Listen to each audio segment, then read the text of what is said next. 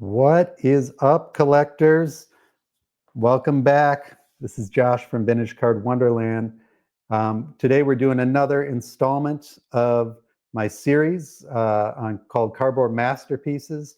And this is the series where we cruise decade by decade through the most beautiful sports cards ever printed on glorious cardboard. And today we're going to hop in the DeLorean and we're going to crank up the Walkman, head straight into the raddest, most electric era in cardboard history, the 1980s. Big hair, brighter colors, and some of the boldest, most iconic baseball card designs the hobby has ever seen. And so we're talking some wood grain borders, some studio style glamour shots, and some seriously underrated art within this decade. These cards don't just capture the game, but they capture the vibe of a totally awesome decade. So grab your favorite cereal, pop in a cassette, and let's dive into the most beautiful cards of the 80s, guys. So I have the unique opportunity joining me today on this journey through 80s cardboard glory are two, I couldn't think of better YouTubers. These are two fantastic fellow collectors and YouTubers. First up, we have John, 3D 80s Kid. Welcome, John. Thank you for coming on. Thanks for the invite, Josh. I wonder how you thought of me for this one. You know, it just came to me in a dream. All right. We're excited to have you on. And then straight out of the heartland, you guys know this legendary YouTuber, Chris from Missouri. Welcome, Chris. Thank you guys for coming on to my lowly channel here. Excited to have you both on and big fans of both of your stuff. Thanks for having me on. I'm excited about this. I don't know about John and I do some stuff together, and I don't. Yeah. This is right in his wheelhouse. It's in his freaking name, you know. But we'll see if we can. We'll see if we can make this work out. Awesome. Well, let's get started here. So we're going to get started with the 80s, Tales from the Junk Wax Jungle, and we'll talk a little bit about how we're going to approach this in a minute. But the goal of this masterpiece series, we've gone from the decades starting into the 40s up into the 80s now, is we want to show beautiful cardboard. So we're going to introduce all the viewers out there to all the classic cards from these mainstream and more niche sets. And we're consulting with all the experts today. So beauty, as you guys know, is in the eye of the beholder. And I personally have always been interested to know what different collectors find appealing and beautiful in what they collect. So I appreciate getting different points of view. Now, we all know about the nationally recognized modern and vintage experts across the hobby. Here are some of them here. A few legends who have already been on this show previously. And then, of course, Borat as well, and Jeff Wilson. Well, John, looking at those screens of those other content creators, they didn't make it too hard for us to follow. So I think we can do just well with them. I wanted to boost the egos a little bit. And when you think beauty, who do you think of in this community? It's obviously the two of us.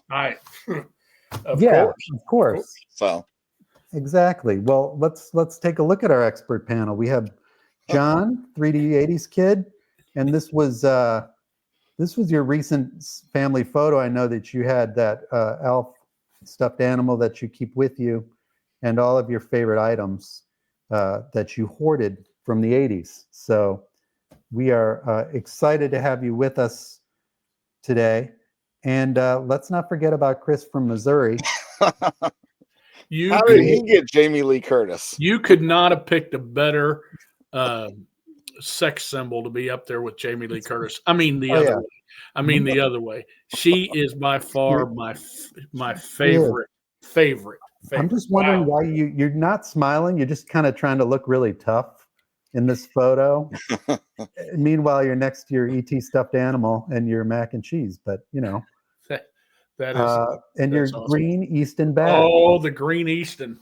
Yeah, green Easton, or then the black Easton, right? But yeah, wow. So, and then obviously myself and some of my favorite things from the 80s, Back to the Future being at the top of the list. And so we're excited to jump into this, guys. So let's take a couple of minutes before we dive into the cardboard to talk about some of your favorite things from the 80s. And I'm going to go kind of a category by category, and I would love to hear you guys chime in on what your experiences were with these items. Okay, well, let's start with toys and games from the 80s. What stands out to you growing up? What were the things that you remember? Well, first, I John? could never solve that damn cube that's on that screen. I know I once took one apart and reassembled it, so it was solved. Everybody had those, right? All the kids in my class, all the nerds in my class had a Rubik's cube, and they could do it within 30 seconds. Yeah. And I could barely get one side done. Yeah, it always made me feel pretty dumb. Let's put it that for sure. How about Simon, the game Simon? I got one of those for Christmas one time, and remember you had to test your memory by touching electrical buttons. And sound and memory, exactly. We still have one of those lying around somewhere. Those are great ones. Teddy Ruxpin. You guys remember Teddy Ruxpin, the talking bear? Of course, my I did brother not had have one of those. one. I was a little bit too old Yeah. for that one Yeah. when it came out, but Atari 2600 was the height of video gaming at home. I mean, yeah. So let's transition into that, John. So tech and entertainment. You're talking about Atari. You had an Atari growing up? that is the only gaming system I had until I bought a Sega Genesis in college. Nice. So technology for me, my sophomore year in high school, counselor came to me, and this is why I struggled doing videos. Counselor came to me and said, Chris, we have a computer programming class. Computers were kind of new in our education system on the TRS-80 computers. And I looked at her straight in the eye and said, I'm taking home ec because when will I ever need a computer? Yeah. And so the TRS-80 with the floppy disks, I don't know if you guys remember that. Yes. But I later, figured you were on one of those punch card computers, Chris. No. Yeah, in a big old room, right? Yeah. But at the end of the 80s for me, my future brother-in-law had this computer golf game where you could play a lot of different courses. You couldn't not with the stuff you see today, but you had to hit the space bar at the right time so you didn't shank a ball or that kind of stuff. And we played the heck out of that. Remember the Oregon Trail? That was great. That was a great game growing up. It was great until I died of dysentery. You died of dysentery. You could never, float the river. And you always could never carry all that buffalo meat home with you. It was, it was a lot of fun. And then obviously you had Nintendo come along. My parents never let me have a Nintendo, but they did at the end of the 80s, they had a Game Boy, which was black and white. And they did buy me one of those. I absolutely loved that thing. I'd taken on road trips, but you could barely see the screen. But it was great. It was a lot of fun. And then across the street had the Nintendo, and I was personally amazed by how well it worked with the gun for duck hunt. Yeah. So even before that, so remember, I was 13 when I entered the decade of the 80s, or I was 12, and when I got old enough to go out on the dates, that had a pizza place that had the Space Invaders that you could sit down on and play Space Invaders and Asteroid. Yep. And had those games. Pizza Hut had a lot of those. You'd sit in these chairs and play those on like a table game almost. Yeah. Right. Mm-hmm. Okay. So we had VHS versus Betamax, the battle, right? And you had that as far as movies go. And then music, you had the Walkman and you had cassettes, which my children will never appreciate how much you had to fight for your favorite song and to be patient with your music. So that was a big thing. How about did you guys make mixtapes? Were you old enough to make mixtapes and give and give to your girlfriend or whatever? Yeah, mixtapes. Oh yeah, my older sister did all kinds of recording songs off the radio on the boombox. So That's right. to My make sister had a mixtapes even. boombox. She played Wham. Wake Me Up Before You Go Go. Oh yeah. That's a big one. And then, okay, let's pivot a little bit more. What about TV shows and movies? What stands out to you guys? Go ahead, John. All kinds of stuff. I even got some cards that I had collected right before I started in vintage baseball. I gathered some pop culture items. We got Mork from Mork, Oh, Nanu look at that. Nanu, Robin Williams, rest in peace. Chips. These guys were awesome. Ponch and John on their motorcycles, the California Highway Patrol. And then we got the good old boys, never meaning no harm. Oh, Dukes yeah. the Hazard. Dukes the Hazard. And an even cooler car and the mustache, Magnum PI. Oh, Sure. the decade That of the, red Ferrari. the decade of the stash for sure. Some yeah. of mine was Different Strokes when I was younger. Family Ties. Yep. And favorite sitcom or second favorite sitcom of all time, Cheers. Those are great choices. Just love the Cheers. I had, I was younger. MTV Well, started in the 80s. Growing up, the first half of that decade, I felt like you only had three network channels and maybe a couple UHF stations to even choose from. So everybody watched the same stuff. Right. Almost. Yeah, that's something kind of great about that, right? What do people have in common now? There's just too much to choose from. There's a plethora. You haven't lived until you climbed up on top of the roof to turn your antenna the correct position to get CBS, and NBC was totally the opposite of ABC. Yep. No, I remember when we first got cable, the box was actually wired all the way back to the TV, and it had a box that was the quote unquote remote that had a push button for every station. Then you could choose. Was our first remote for cable. That's awesome. I remember Saturday cartoons and then wrestling. I don't know. I feel like wrestling was on Sunday. WWF. I used to go over to my buddy's house and he would always have wrestling on. That was big. We always had wrestling, but mainly in the 70s for me. Were you a little Hulkamaniac? That's awesome. Rest in peace. And then movies. So for me, like life-changing movies, Back to the Future was obviously still is to this day my favorite movie. Goonies, Ghostbusters, E.T., Weird Science. Weird Science. That girl was hot. She was everybody's crush growing up. And then, so those were the big things that stand out. Goonies. My movie. Hey, you guys. Yeah, Chunk. Gizmo. Oh, yeah, Gremlins. That's a good one. Had that down. Fast Times at Ridgemont High. Raiders of the Lost Ark. Indiana Jones. Risky Business.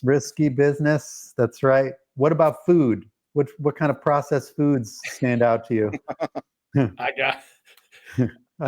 Fruit roll-ups. Yep. Fruit roll-ups were big for me.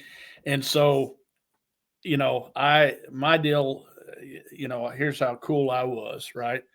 I'd get a 4-pack of Bartles and James wine coolers. Nice. Which replaced, Boone's Farm stuff. I'd grab my box. Thank you for your support.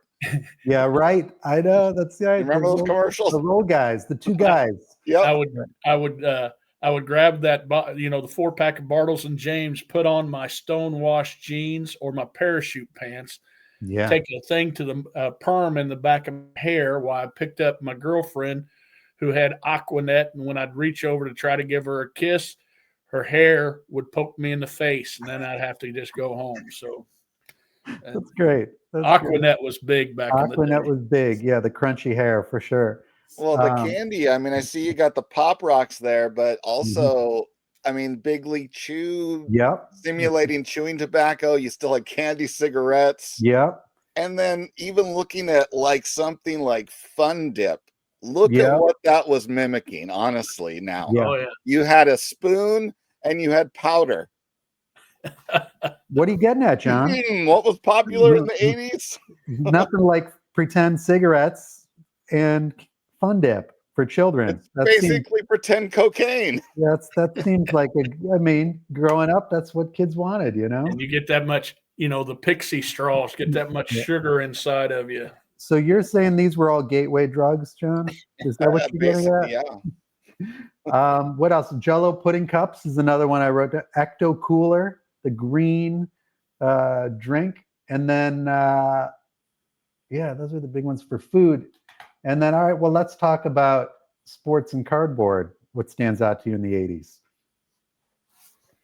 Well, I would say the big thing sports wise was football elevated to be at the same level as baseball at that point, in terms of, money, viability, player salaries, that they were on equal footing by that point. And then basketball actually became a major sport during that decade. Must start of Michael Jordan and the Well, whole Magic Bird is what got it rolling. Yeah. Because, before 84 finals, that was on tape delay. Yeah. That was the first live broadcast NBA finals was 84. So 84 Olympic basketball, we still had college players. 88 Olympic basketball was after not faring so well. That was doing away with college players. So the next one was the 92. The Dream Team. So when I think about basketball in the 80s, I think about Showtime, even though I was a Celtics fan. And then, but I think about Olympics. That was the reason that that we do so well now in the Olympics. But one of the things I would think about in the 80s, they invented this thing called the talking baseball card. If you remember that you would put a disc in a machine and I had a picture of a Hank Aaron on this card that had a disc on the back of it, and the card would talk to me. It would say something, and man, I wish I had that back. Wow, that's cool. That's very cool. I think the 80s are the things that guys my age and a little bit younger was filled with things that we say, man, I wish I had that back. Right.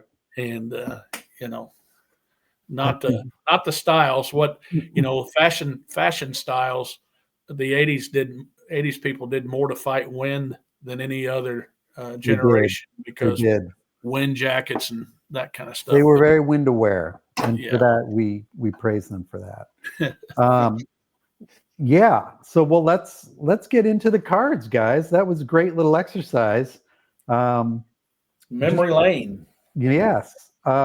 Briefly kind of reviewing the rules. So I had you guys go through and pick your two favorite cards, sets from the 80s. So when I say top sets, one could be Topps and the other card could be any set from the 80s, actually. And then the rules were pick the card based upon the aesthetics, not necessarily their market value. And you're allowed to pick Hall of Famers if you want, but any cards are fair game, and don't forget about the little guys. So, all right. So let's talk about 1980, and we're going to kind of go across. We'll start with John and then Chris and then me, and talk a little bit about why you selected these cards from the 80s and what was in your mind and why you like them. All right. Well, starting with the Gary Carter, I love that one where there's just a cloud of dust and he's turning around, seeing if he got the call in his favor. And by the pissed off look on his face, I'm pretty sure the runner was safe. So it's just a great little like post action shot of a catcher in his gear type of thing. As far as the Raleigh Fingers one, honestly, that one is a little bit personal connection because my first year when we moved out of the Bay Area was my next to last year of playing Little League. And when I joined the Little League up in the small town of Ukiah, north of the Bay Area in California, I ended up on a team that was supposed to be called the Padres, but our sponsor was Burger King, and they insisted on paying for the uniforms that instead of saying Padres on it, ended up saying Whoppers. But it was still in the same brown and yellow Padre color, just like that uniform there. And yeah, we were the joke of the league. Everybody else teased us nonstop that we were literally the Whoppers. That's awesome. That's very cool. So, well, what do you think, Chris? Tell me a little bit about your choices. Well, I thought I like the Kellogg's cards, but I like them because of the 70s cards. But and I believe the 70s probably did these kind of 3D cards better. But I don't know. I really, I'm a big. I wanted something a lot different than the regular 1980 cards. And so that was it for me. It's just, I actually saw it in my collection. I thought, wow, that's a big old contrast. And I love it. And the Ricky Henderson, that Ricky is my favorite card in the 80s, even though I know it's a Hall of Fame rookie card and there's got a lot, it probably is the most expensive card in that year. But, it's just, the A's little banner there just looks really good, matching the uniform. I thought that was a pretty card. Yeah. And if you probably stole your idea after you saw mine because you thought, man, that Chris, he's a pretty sharp kind of guy. So yeah, I just looked at your list and I copy pasted onto my list. Is that not what we were supposed to do? Yeah, I mean, great minds think alike. I think Ricky Henderson has a ton of great cards from the 80s, but this card is, in addition to being beautiful, it's iconic. And the color, between the colors on the jersey and the color of the pennant on the card, it just, the whole kind of his stance. I mean, to me, it just kind of speaks to me, and I think it's just a gorgeous card. And then similarly, I always, growing up, liked the Kellogg's card, like the kind of 3D kind of effect to it. You can't go wrong with Nolan Ryan. I actually kind of like the cut and size of them too. They're very kind of unusually sized. So I kind of like that about it. Very T206 like. Very T206-esque, yeah. And similar values to the T206 set with the Kellogg's. That's right. I haven't looked at very a close. Beckett. Yeah. I haven't looked at a Beckett, but I'm pretty sure. All right, guys. Well, we started with a bang. Let's go to 81. What do we got in 81 here? Oh, we have some. So we had a little bit of agreement between me and Chris, and now it looks like John and Chris have some similarities. Let's talk through, John. What are you thinking with 81? Well, 81, love the Pirates hat on there, having the pillbox cap as their hat there on that card, and just the shot of Willie Stargell just is such good color with his bright yellow uniform matching the yellow border. It's just a really good shot of him. Looks like we both went with Fleer George Brett, but I took one that actually has a better facial expression on Mr. Brett, and also with another legendary hitter there with Rod Carew. They're both a great combo card, harken back to the days of the great combo cards that Topps used to do. So good. Well, so mine on the George Brett, and I thought about your card. I really like that card now. I like that card now, but in 1981, I didn't care for that card because I grew up not liking combo cards. Did not like them because to me, it didn't have anybody's complete stats on the back of those kind of cards, and so I did not collect those. But I picked the Fleer because it was new that year, and I could have chose the Donruss, and but 81 Fleer made a lot of mistakes like that, but I like this George Brett being my favorite player. And as Willie Stargell, when you think of Willie Stargell, that's what you picture, because every statue to me looks like that. He looks like that card looks like him on a bobblehead. I mean, that's just, when I think of Willie Stargell, I think of 36-year-old Willie Stargell, 35-year-old Willie Stargell, and not 20-year-old Willie Stargell. Mm-hmm. So that's why I chose those two cards. Great choices. So I kind of went along with 81. Again, to me, that Tim Raines card, I love the Montreal Expos jersey, the colors, and then even the logo on the card, red, white, and blue, kind of matching that. I just think that all in all, that was a beautiful card. And the Mike Schmidt, I mean, look at it.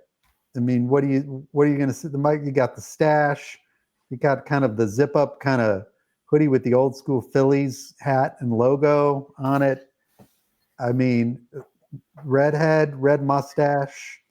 I mean, what else says 80s other than that, You're right. That is 80. He got 80s hair. He's got a porn star mustache. He does, yeah. It's just classic.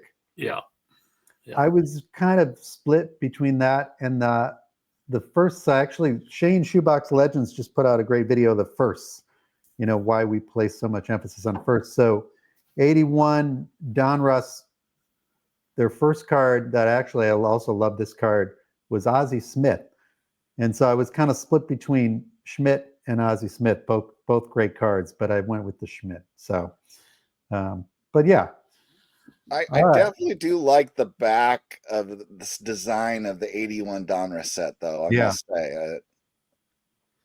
Yeah, they're cool looking cards for sure. Yeah. All right, what about 82? What do we think? Well, with 82 right there, you got Ricky doing what Ricky does. Ricky gonna run. So Ricky's getting ready to run, and Ricky gonna be gone. So that's what Ricky doing right there. Is Ricky getting ready to be gone. So and Ricky normally speaks of himself in the third person. Exactly. Was he known for doing that? I don't know if you've heard any of the recent Will Clark stuff. He's been doing podcast things lately. He's hilarious telling his Ricky story. So that's awesome. Look up John Olerud on Ricky Henderson. Oh, it's that? No, I did hear that story where he's like, "Oh, I played with the guy," and he's like, "Yeah, Ricky, that was me." Right? Wasn't he talking about how they played? He was played with another guy named John on another team. Another guy that wore a batting helmet at first base, because he had an aneurysm or something, so he wore the helmet, and Ricky had remembered that from another player. A couple of years ago in Strongsville, Ricky was signing, and I came out of the elevator, and Ricky walked by with a McDonald's breakfast, and I wanted to get on YouTube and say, what did Ricky say? And I was going to say, Ricky liked me some McMuffin. Oh, that's great. And then I went with the Fleer Fernando Valenzuela, because you got the hint of his whole unique looking wind up where he looks up in the sky, and you got the hint of the start of that with this card, which I thought was cool. And nice blue with the matching the blue of the Dodgers. So I love it. That's great. That's a great card. I love that. If you never saw that windup of his, you missed something right there. You need to go watch videos of him taking his eyes off the plate and looking up at the bill of his cap. It was just something to watch. Oh yeah, one of those unique ones where there's a few unique players in baseball where all the kids then try to mimic what they do and try to replicate it. That's one of those guys. For sure. So, well, okay, Chris. Well, Nolan Ryan's going to make an appearance here for me, and you get. There's a card out there of Nolan Ryan that he has different pictures of him and his pitching wind up all the way through the follow through. And when I picture Nolan Ryan, that knee, picking up that knee on that leg kick, it just brings something to me. And I like that card. And then the other one, this is one of my favorite Cal Ripken cards. It's not much. He's just standing there, but he's he's like sort of like a little statue. That would have been a awesome stand up card. If a person could have cut that out and made that into a stand up, and I don't know, just like it. Yeah, for sure. Well, like John, I think seeing Ricky doing what Ricky does is awesome. About to steal a base. And then the color scheme on that card, I just kind of love too, like the green and the kind of pink, kind of a weird combo, but it works. It kind of matches his helmet a little bit too. So I just think that's awesome. And then the 82 Topps traded Cal Ripken, big Cal Ripken fan. I just love how he's just has that kind of intense, kind of hyper focused, locked in look, like he's just hyper focused. I love that. It's just a very intense kind of stare and stance. So I always thought that was a cool card. So out of hundreds and hundreds of cards, we have now matched each other on 2 years in a row, right? Right. Yeah, a little bit of bias, towards the to the greats, but you can't help that if you grew up with it. Those are kind of sometimes the cards that have some nostalgia that stick out in your memory. But you're right. Less commonalities than each decade you get removed as you get more junk wax modern. There's fewer in common. Let's go to 83. Oh wow. Yeah. I'm a unique outlier there, aren't I? So this one, it was just such a unique subset here with Topps. They had a whole bunch of the older legend players that were still, active, but near the end of their career.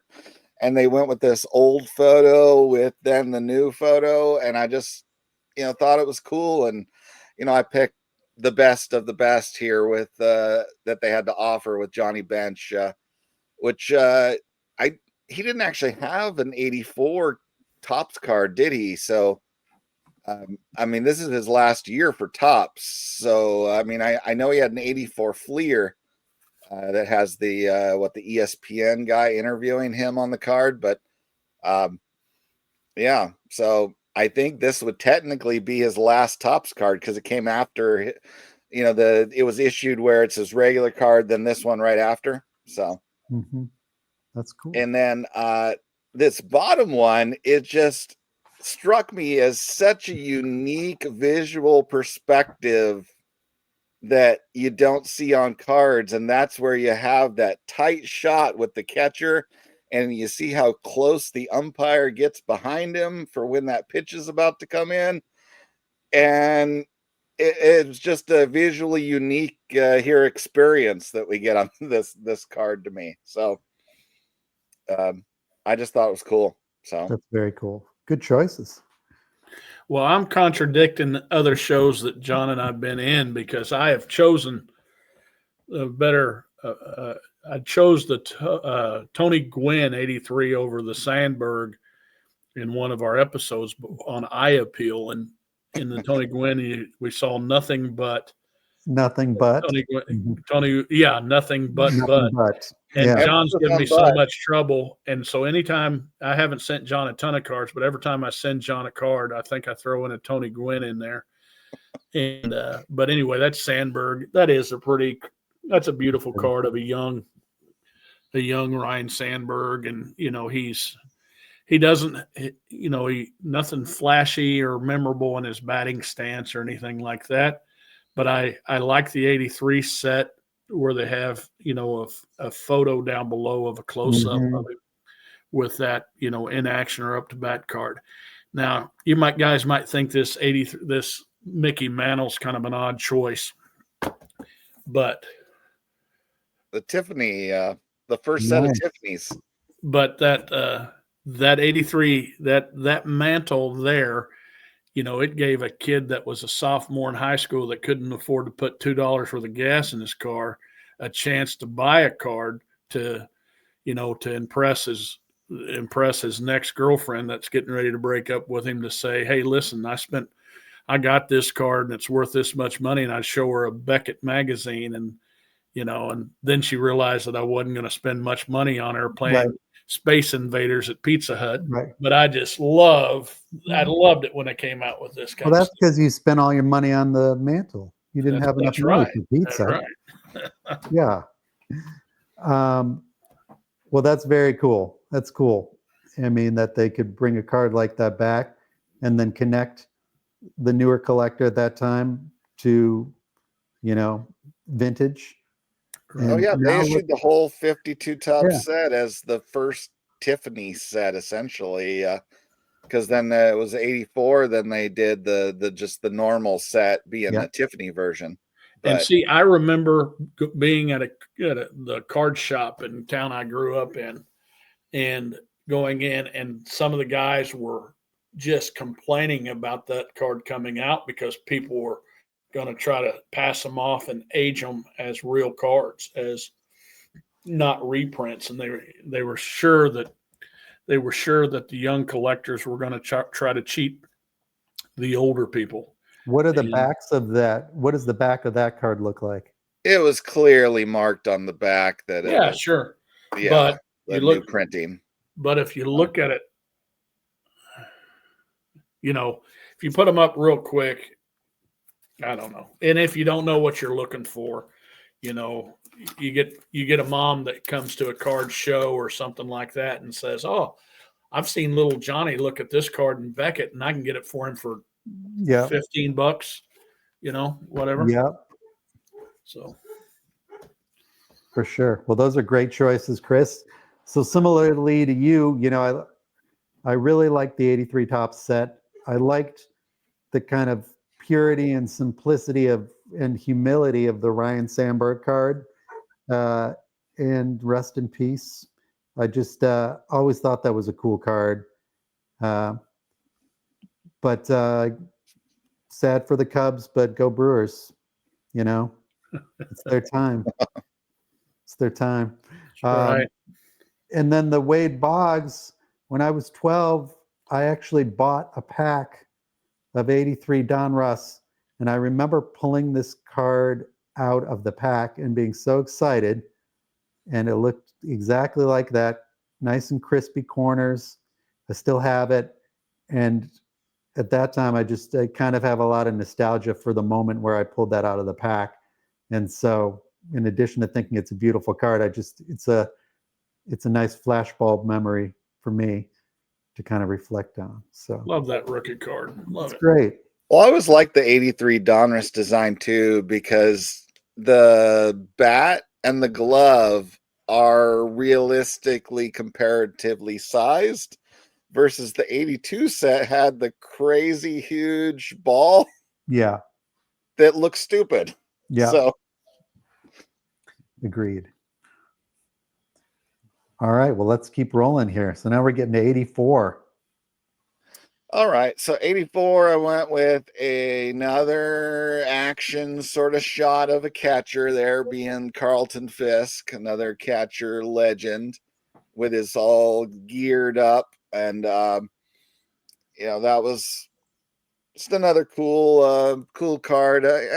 I'm partial to the catcher cards in the gear. So, kind of like the sort of crazy 80s design of the White Sox uniforms with the stripes, horizontal stripe across their chest and stuff. So, but, and below, I thought it was significant that That was the first time they had the rated rookie appear on the front of a card right there. Oh, I didn't know that. That's very cool. So Joe Carter. So one thing that was funny was that they had introduced rated rookie the year before in 83 Donruss, but it was just a like black print thing on the back of the card. Whereas 84, they moved it to the front for the first time, which, became an iconic thing, obviously. So, which then, is essentially what evolved later to, I guess, that RC logo now. So That's awesome. essentially. Good history. When you talk about favorite cards and you look back, sometimes you get, or great cards, not and pretty cards. Sometimes you get influenced about either what you wish you could have gotten back in the day, and you would see it picture in a Beckett magazine and say, man, I want that card. I want that card. And you carry that moment with you 5, 10, 15 years, and you look back on it. And when I look back at that time, everybody was talking about Don Mattingly and Darryl Strawberry, and I wasn't talking good about them, but I was talking about them. And that Strawberry card, I wanted that thing. He looked cool, and when I would kneel down I'd have my shin guard still on, in the on deck circle. And I remember, late in the game, I'm tired, because of maybe catching, and trying to save some energy, and I'm leaning down, kneeling, and I would try to put my forearm on the bat and have my hand loose like that and look cool. But to me, I wasn't near as tall enough, so I looked kind of out of place doing that. But I just love that card. And so both these cards are influenced by the fact that those are cards that I really wanted back in the day, and that they talked about all the time. And there was no need for me to go any further to find something that I liked better, that looked better for me. Yeah. So that's why I chose the Mattingly and the Strawberry. Yeah. Mattingly had he had 3 great cards in 84. I mean, the Topps, the Fleer, the Donruss, they all are great in their own right. But these were definitely the chase card. I feel like the cool player, like I remember Darryl Strawberry, Doc Gooden, Don Mattingly, those players growing up, they're like, these are just cool guys. Like, you wanted their cards. Yeah. Those are good choices. Again, staying with the Cal Ripken, I was pondering the Mattingly would have been a close second, but I like his Donruss a little bit more. So I didn't want to pick 2 Mattingly. So I went with the Ripken, which, again, I like kind of his look. I kind of like his stance and how he's kind of has his head turned a little bit in this photo below, and the kind of netting in the background, kind of a Orioles logo along there, just kind of a cool card. And then the Mattingly, of his 3, this is just kind of my favorite of the 3, just because it's kind of the most zoomed up on his profile, and he kind of has this cool kind of like smoky kind of gaze to him, kind of super cool looking. He's just a cool dude. So I remember just thinking that was very cool. And the design of that card is great. And it's actually the 84 Donruss card is, as far as the quality control on that card was pretty darn good, or for a lot of those cards in the set, as far as the centering and the sharpness, and they all kind of pop. And so I think they're just sharp, good looking, clean looking, crisp cards. So, well, it seems like 84 was the year where both Fleer and Donruss stepped up their quality control quite a bit. You have all these cards that are OC miscut, but actually the 84 Donruss Mattingly, most of them are pretty darn spot on, centered, and sharp. So beautiful card. Beautiful card. Well, let's go to 85. Well, our first one where we all agree. Look at this. Look at that. How can you not like the red, white, and blue and the USA uniform there? And it's a great shot of him too. I mean, so I'm not surprised we're all the same on that one. So Yeah, for sure. For sure. And That's, now I've always been I've loved the 85 Fleer set. I mean, I could pick a ton of cards from that one because they did such a good job with the border color matching. They look so good.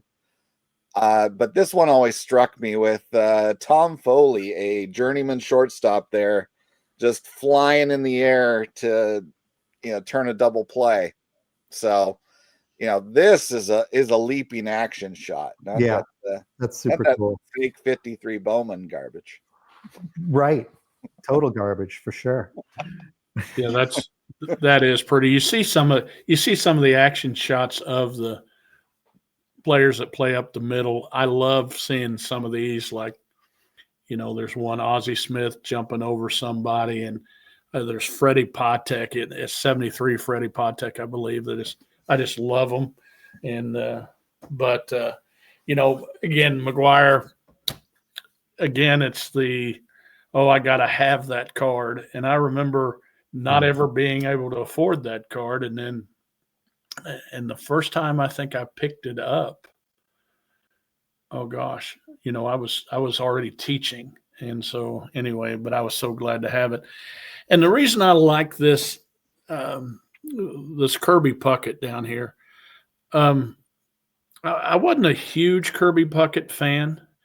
And, but he was an incredible baseball player there for a short time. And he had a unique build to him. He was, Like it was squatty different. almost. Yeah. He was a squatty body. Yeah. And he was muscular with a big chest. And, he didn't, his body parts didn't match. That didn't go together. God kind of went out here and grabbed these muscular arms with his big barrel chest and these bird legs. And when I see this, it kind of shows me how on this particular card, a little bit about him, how he was built, his upper body and how you could see that barrel chest. And I don't know. I think Kirby Puckett, a lot of people like the other card in that year, but this is the one I chose. Good choice. Yeah, I'm not going to belabor the McGuire card. It was a card growing up that all of us wanted. Some of us had. I didn't have, but wanted, and ultimately got, just because of it's a great card. It was a iconic card, and it's a beautiful card of amazing player. Kirby Puckett, I kind of shared I kind of had more of a fascination with his athletic ability, given his build, like you said, Chris. I like the Fleer, particularly just because of the color. I'm someone who likes coloring in cards, and I think the color match, like John was saying, with the team, the jersey, with the gray kind of periphery of the card. I think just in the old school, like you got the Minnesota Twins, the old school kind of logo on the upper left. It's just I think it's a really cool card from a design and a color standpoint. And so, yeah, I mean, 85 Fleer is one of my favorite designs of the whole decade. Super cool. So, and I think, go back. Yeah, as far as Puckett goes, I almost liken him to, in the NBA, Charles Barkley. It's like, how did they do what they did with their body types? That's right. Yep. They were both, crazy athletes with weird bodies for what they were doing. Yes. How do you move that way? That's right. How can you do that? Let's go to 86. It's a little polarizing of a year for cards, maybe not. What do we think? Well, I actually pulled them Kirby Puckett now. But I thought the whole black with the red Twins there, and just a really nice swinging pose with him. It's just a striking card to me of just looking good. So, and then, looks like both of us pulled the old sports flick maneuver here. This was the premier year for sport flicks, and I mean, it was something different. I mean, I know people make a joke about them now, but you know, cards have just been plain cardboard for so long that somebody tried to do something different, and it was cool. And like even the quality of the backs was a little bit elevated of those compared to the other cards, because they did have a glossy sheen to the back. I know 86 was still just plain with just stats and write up, but the next year in 87, they were the first ones then to put a full color little headshot on the back of a card. So, I mean, they were trying to really, do innovation. So, and, I went with my guy here. This is, my childhood hero, where here what you can see, because obviously a still picture doesn't do it justice, is the headshot, but then the other two shots it shows him hitting a ball. So when you move the card if you're around, at home looking at the slideshow, just turn your computer slide to side, and Yeah, exactly. pick up your computer now, all of you at home. I just tried that. Right. That's how I would look at yearbooks back in the day. Yeah. Trying to do things I probably shouldn't have done. But so I chose, I chose Dwight Gooden. I could have chose a lot of players in that 86 set. The 86 cards I like. That black border is hard, to get. I'm sending off this amount of 86 stuff. Oh, it's my guy on the front. Robin Yount.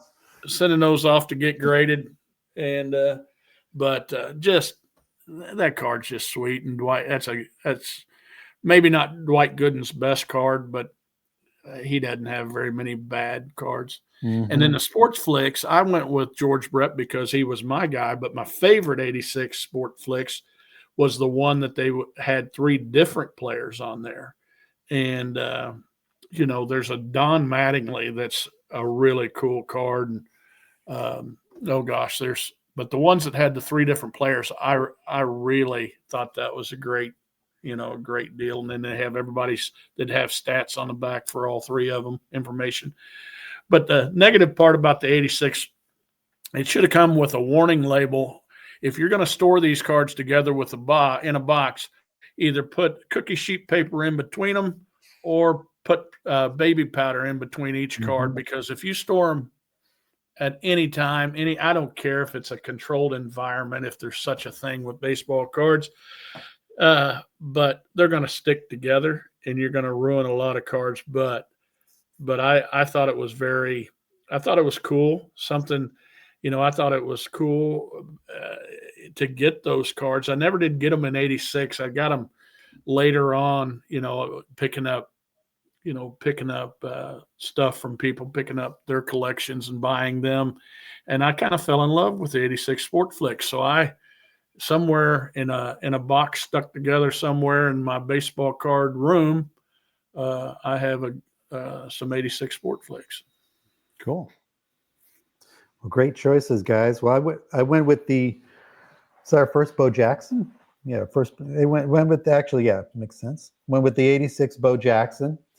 Again, love the color on that card. Everybody growing up was fascinated with Bo and what he was able to do in the time he was able to do it in. But I love the image. I mean, the dude is just a tank, just a athletic specimen like none other. And it just, you have those athletes that come along like once in a generation that you're just like blown away by their ability and their overall persona. And he was one of those that I was just fascinated with what he was able to do. And then Jose Canseco, was always a player I was fascinated with, had some real amazing years, and the Bash brothers. And so the Athletics were just a team that, again, I found just really fun to watch. And you had those kind of players that played together that just the combo of the two of them together was just like a force to be reckoned with. So, was a big fan of Canseco as well. And that was a huge chase card. That was a huge chase card. I mean, him with his mustache like the kid you knew in 6th grade who could first start growing facial hair there. Yeah, that's right. Okay, now we're getting into 87. All right, so now this one I was struck by two iconic, unique looking individuals here. If you didn't see Julio Franco, this was the guy when you played wiffle ball, you would pretend to be Julio Franco because he had the craziest pre-swing thing of anybody, where he's got the way up there, just going crazy. I mean, every single one of us, you get out, you grab the wiffle ball bat, you start doing Julio Franco back then. And I think he might still be playing. I don't know. The guy played till he was like 70 years old. I don't know. Yeah. But yeah, it's amazing how as a kid you copy a stance. Like I would copy Robin Yount's stance, like he would kind of tuck himself, crouch into a little ball, or Julio Franco, where he had these big kind of erratic swing, the opposite. But yeah, as a kid, those are the things you gravitate to from a player, the things that kind of draw attention, Oh yeah. And then on the pitching mound, Quisenberry, this was the tail end of his dominant years here, where, he had a stretch where he was the closer in the American League. Nobody was close. And that submarine pitch, this is the image out of him that caught it best of how low he is releasing that ball. It was just, such a unique looking delivery of Mr. Quisenberry there. So that's awesome. Well, mine, Bo Jackson. This is my favorite Bo Jackson card. I remember, going in the card shop and all the kids that were opening up the packs. The card dealer would try to buy this card back from the kids, and that future stars on there.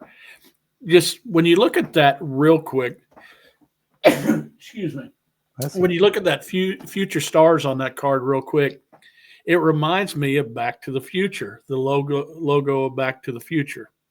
It just always has. And I love that card. Like you say, everybody loved Bo. And I guess on the Sportflix thing here, this particular card here, I can't tell what I picked exactly, but I believe that has 3 different players on that card.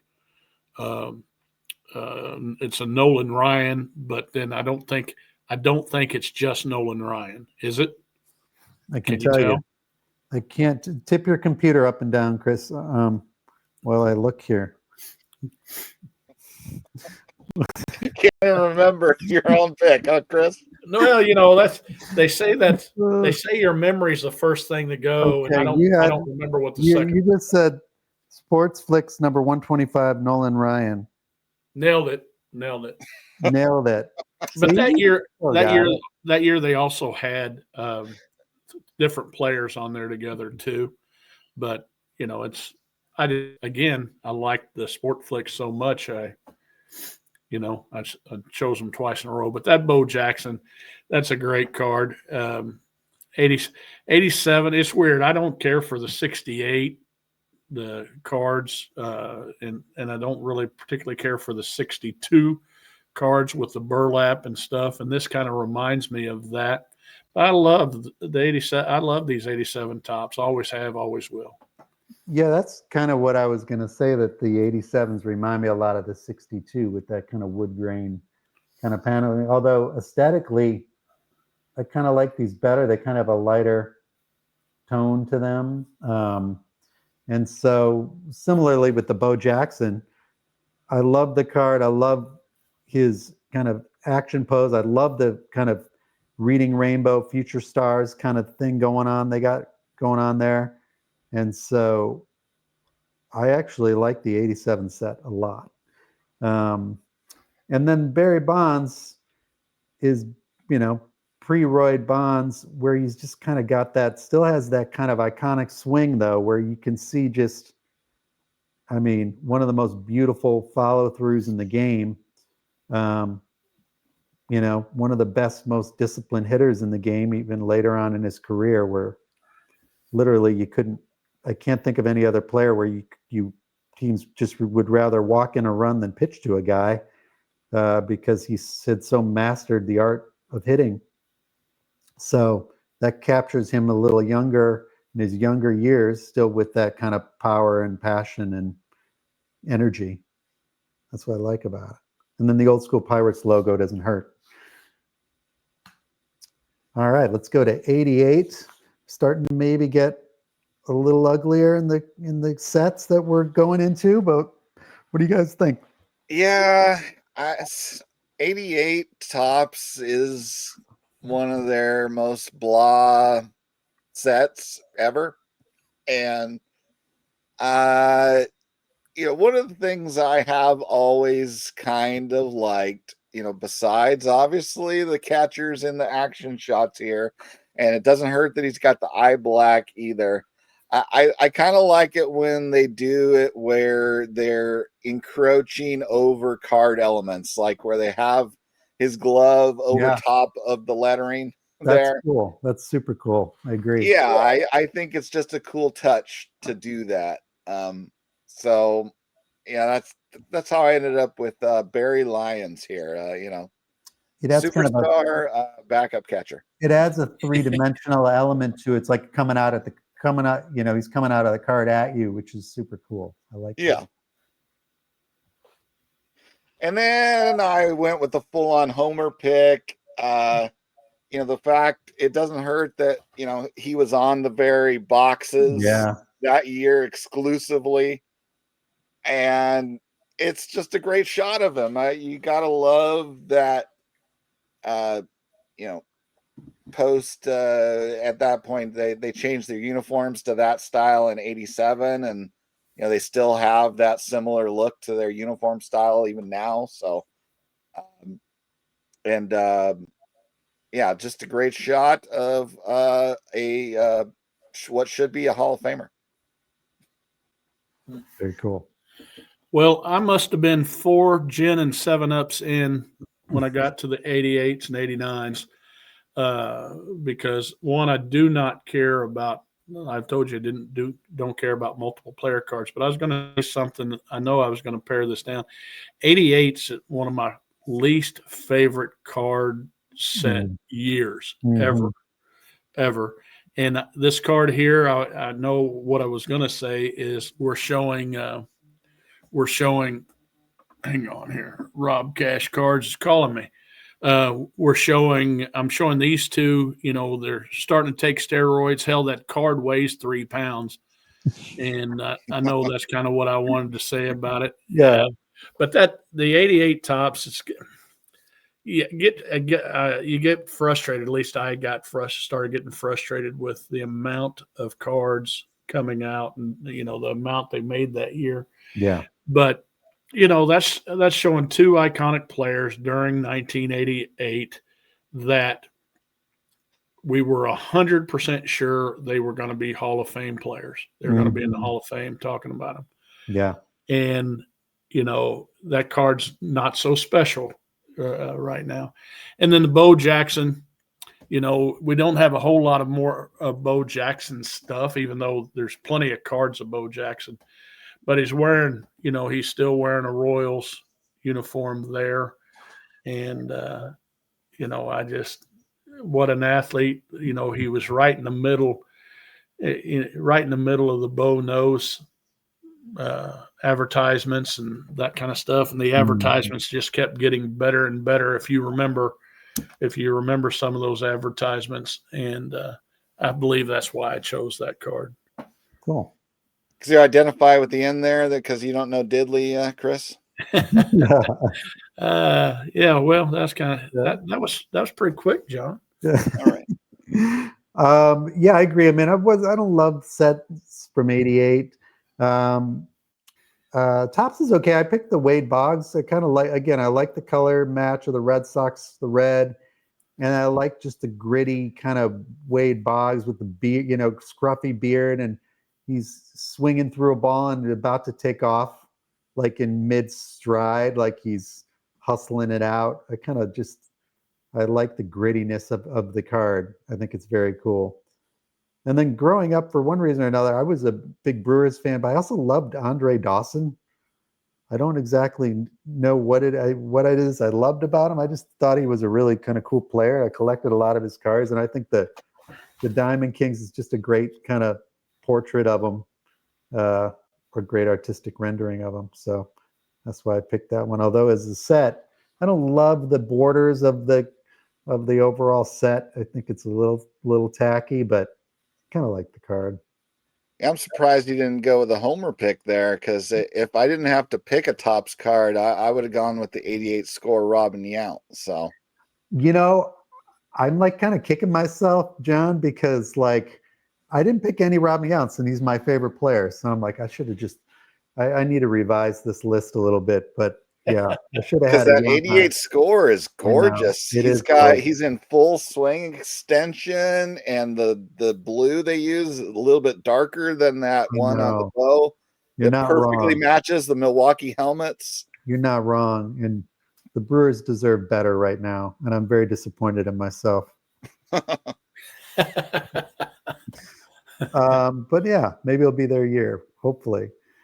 And then we get, last but not least, a big year in cards, right? 1989 was a very big year in cards. Tell us about your picks.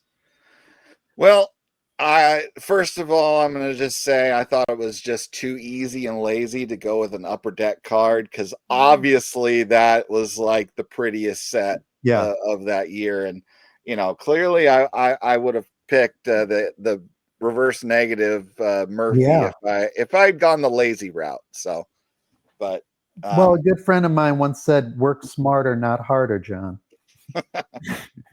All right, so laziness can be rewarded, Yeah, a good friend of mine told me that work was overrated. So work is overrated. Yeah. Well, that's one of the things I do like to say is I'm not lazy. I'm energy efficient. But okay, that's fair. This Will Clark card, you just catch a little whiff of his intensity there. He's got the eye black. He's kind of glaring back at you. I mean, if anybody saw Will Clark at his peak and the way he approached everything, I mean, he was just Mr. Intense. So yeah. And I liked how, the gray uniform that they had there matched well with then the lettering, and it just really works color wise too, even. So for sure. I just wanted to capture the moment, because 89 especially is then the year we ended up with the Bay series that got interrupted by the earthquake.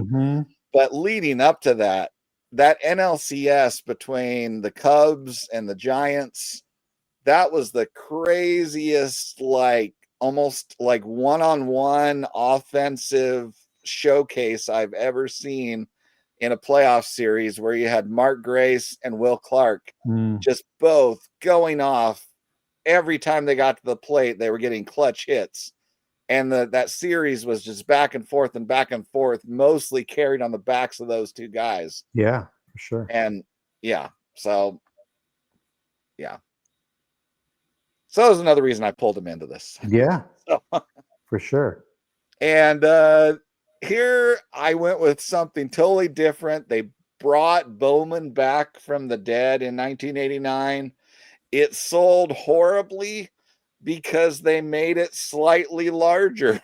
And so all of us buying those 9-pocket, binder sleeves, they stuck out a little bit. It annoyed the hell out of us. And but they were beautiful pictures on the cards though. So and to me, this one just caught the whole classic thing of showing the guy sitting in the dugout type of thing you would get like with a lot of 50s era cards. So to me, it harkens back to the original Bowman. is almost what they're going for with this photo here. So Cool. and it's ends up being Brooke Jacoby to those Indian fans who Oh, sure. are among us. Oh, Who was sure. above average third baseman there for a good while. Awesome. Sure was. Yeah. I think he made a couple all-star teams. Well, Chris, tell us about your really unique picks that you had. He just stands out. They just wanted to be different, right? Right. Nobody was Lazy. Visionary picks. Tell us nobody about was those. gonna, but when a card is good, when a card is like that great, I think you just got to give it justice. And I'm talking about the upper deck one. You don't just I guess you can just choose something else. Okay, everybody already knows this one is the best and prettiest card, so I'm going to choose something different. I didn't want to be a contrarian on that. Look at that word I'm throwing around. I heard that from Greg Midlife Cards. But the Bowman Griffey is. Yeah. I could have chose that as well because Mhm. that's a sweet card. Great And I looking believe card. this Topps one, the Topps doesn't get the love because of the upper deck, but that I could have been satisfied if that Griffey in the Topps was the only Griffey card I had in my collection because I believe it's beautiful too, and I believe that's the prettiest card in the Topps set. And so in the Topps 89, so that's why I chose that. And I couldn't do this. I guess I could have put the Randy Johnson on there, but I wouldn't be being true to myself. So that's why I chose those two. Yeah. Well, I don't think it gets the love either because it's in the traded set. So Yeah. because me, I was brilliant with my maneuvering back then because I could buy Topps packs for 45 cents. Mhm. Upper deck costs a whole freaking $1. So what did I do? I bought tons of Topps packs, and they didn't even have Griffey. So, Yeah. but hey, look at all those Jim Abbott rookies I have. There you go. I think financially, from a long-term investment standpoint, you still made the better choice, John. Those Jim I Abbott never cards, know. they're going to come around. They're coming around. Sure. I still think Jim Abbott's amazing for what he did. No kidding. Yeah, I mean, for me, it's more the same. Like the Upper Deck Griffey, that's pretty widely understood to be one of the most iconic cards in the hobby in history, right?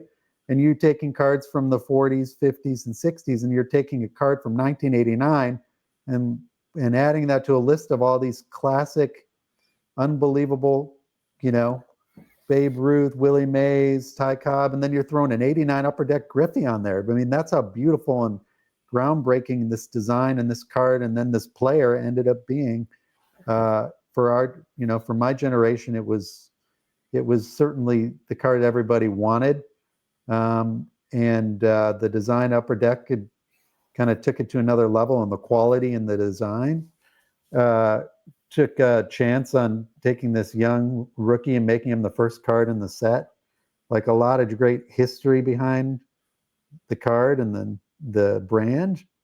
And it's a beautiful card on top of that. So that's why I picked the Griffey. I mean, there's many reasons you would pick that. And then the Greg Jeffries, I don't know if it was just me, but this was the chase card.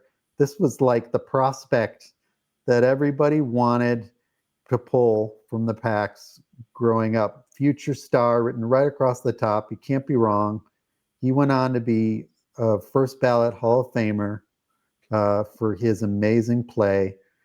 And he's kind of crouched, said, "Look how great I'm going to be," just looking at you.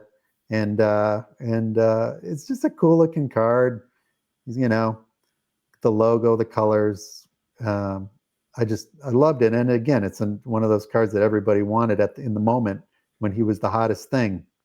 It's just also a reminder of chasing the, flames that burn out quickly. And in the moment, we're still seeing that nowadays in the hobby, right? Where you're seeing prospects go for 5 to 10x what a Babe Ruth would go for, and you're just kind of scratching your head. I mean, back then it was the same thing, just smaller amounts, but the same kind of concept of these players that came along that everybody thought were going to be the next best thing. But it's also, I love that card, and it's got enough nostalgia behind it. Like, I don't own a copy, but I'm going to buy a copy for my collection just because of remembering what it meant in the moment. So yeah. Well, you combine it with the overblown New York media market, and then it just goes nuts. Yeah. I mean, because Jeffrey's hit like 320 or something in the last 50 games or something the season before, and so he was just supposed to be the next superstar. You had later Kevin Moss hitting 20 home runs really fast. That was another big one. Yeah. That's why he's in the Hall of Fame now too, right? He is. Yeah. He's right up there with Ruth and Mantle. So Ruth, Mantle, Moss, Maris, Moss. Yeah. Yeah. Don't insult Moss like that. Yeah, no, for sure not. But honestly, to me, this leads to another conversation that I think that the younger generation has already lumped in their mind 80s into vintage.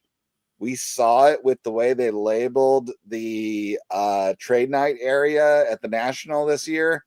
They literally on the poster for our area that we did, they said 90s and vintage.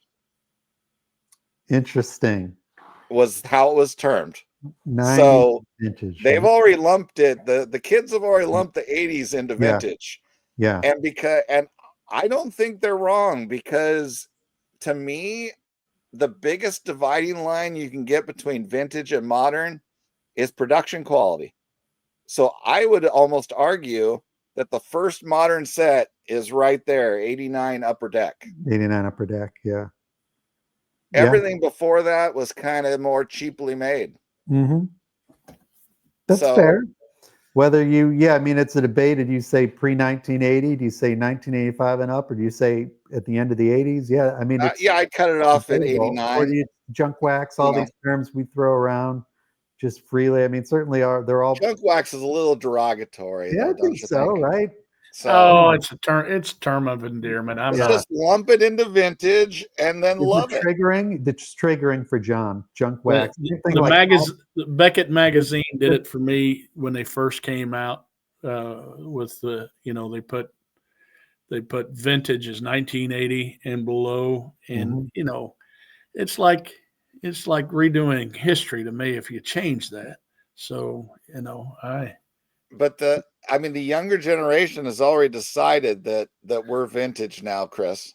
Well, I'm not gonna let the younger generation dictate dictate stuff for me, because I'll let them grow. I'll let them get a little bit longer in the tooth before I start listening to somebody tell me what I should be calling something. But if we don't make that dividing line of production quality and make it firm, eventually they're going to start calling like Jordan PMG's vintage or something. Yeah. That's right. Interesting discussions for sure. Well, what did we learn? Lots of beautiful cards in the 80s. A lot of different opinions about what all of our panelists loved. We only had one card that we all agreed on. That was the 85 McGuire. And then we had partial agreement in two cards 6 different times. And then the thing I found the most shocking is the snub, the absolute snub of the 89 Upper Deck Griffey by John. John would not even, he turned his nose up at the 89 Upper Deck Griffey. I was for sure that would have been the unanimous choice for all the panelists, but so yeah, a little bit shocked. Well, you didn't ask us for the most significant card. True, but it's beautiful too. Beautiful, but who knows? Like I said, beauty's in the eye of the beholder. So it's all right. It's all right. John discriminates against rookie cards. It's clear. Yeah, it's clear. Sure. There might be a hint of that bias in my choices. So this was a lot of fun, guys. I appreciate you taking the time to come on have these fun debates and discussions and about my favorite decade of my life, the 80s. Any closing I'm just thoughts? sitting here while you guys were talking about Kevin Moss. I was thinking I came into the 80s a preteen, and I left the 80s a college graduate with working at my first teaching job. So I guess the 80s was probably about the most significant part of my growing up. So the 80s kind of special to me. I just kind of wish I wouldn't have. Well, no, I can't say that. My wife's going to maybe listen to this upstairs, but nobody's going to believe that I broke up with Jamie Lee Curtis. Yeah, we believe you. Thank you, Chris, because I'm sure back in the day, no doubt, I'm sure you knew what you knew what you were doing. Yeah. Yep. Yeah. Well, gentlemen, it's been a pleasure hanging out with you guys, and a lot of fun. So hopefully everybody at home appreciates and enjoyed it as much as we did, because this was a lot of fun. So thank you, everybody, and until the next time, guys, we'll be back with the 90s hopefully in the next few weeks. But hope everybody enjoyed it, and keep collecting, guys.